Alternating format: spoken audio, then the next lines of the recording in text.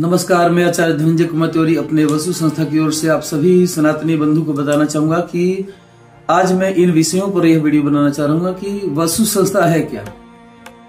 हमारे बहुत सारे ऐसे सनातनी परिवार के सामने आज वसु बहुत लोगों के बीच में जा चुका है, लेकिन वसु संस्था लोग जानते हैं कि वसु संस्था बनाई गई है।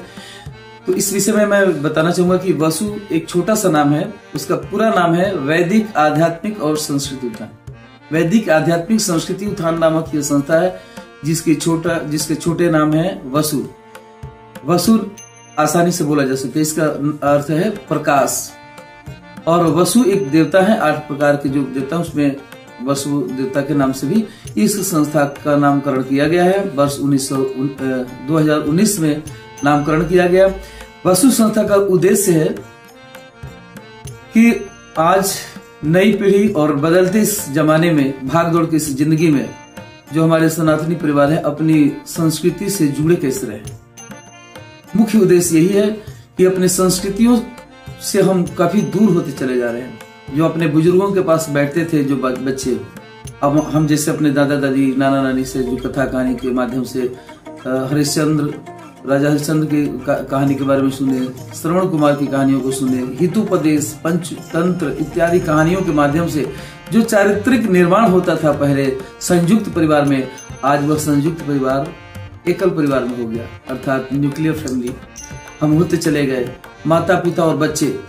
तो इसमें दादा दादी का संगत, अपने बुजुर्गों का संगत बच्चों को नहीं होने के कारण बहुत सारी छोटी छोटी बातों पर चर्चाएं नहीं होती, वो सीख नहीं समझ नहीं पाते।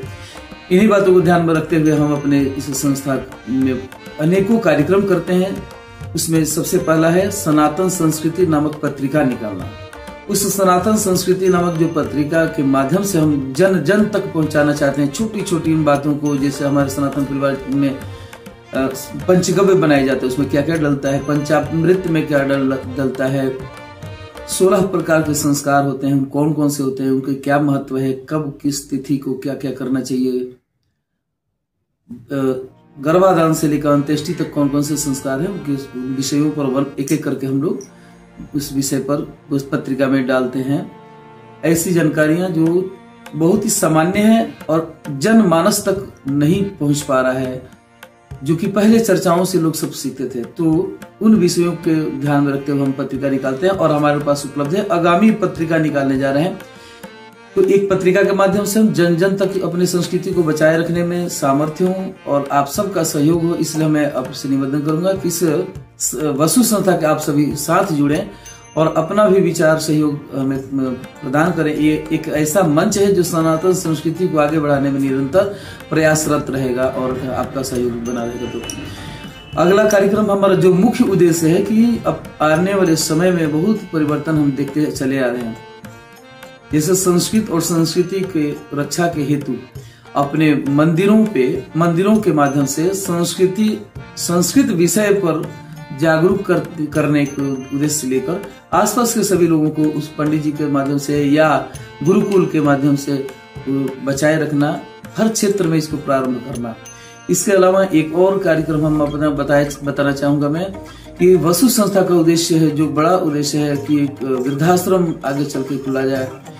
इन बड़े उद्देश्यों को आने में समय लगेगा, तो छोटे छोटे उद्देश्यों को पूर्ति करने के लिए हम प्रयासरत हैं और बड़े बड़े यज्ञ कथा प्रवचन में हम जागरूकता लाने का भरपूर प्रयास करते हैं अपने सनातन बंधुओं को।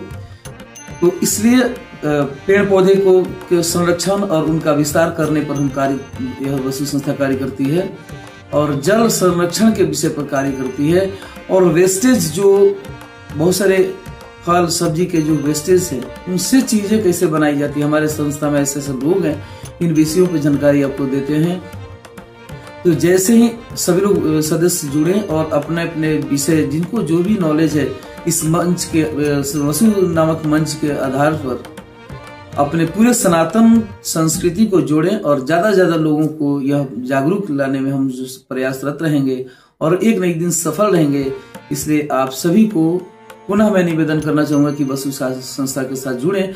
और भी आप, यदि आपको लगता है कि इसमें और भी कुछ चीजें की जाए क्योंकि सनातन संस्कृति की रक्षा करना अपने आप में बहुत बड़ी बात है। सनातन शब्द ही बहुत बड़ा बृहद है। सनातन को छोटे शब्दों में हम बोल तो लेते हैं, लेकिन उसको मापने में सामर्थ्य नहीं है। इसलिए इसका असीम रास्ते हैं, असीम मार्ग है, असीम ज्ञान है।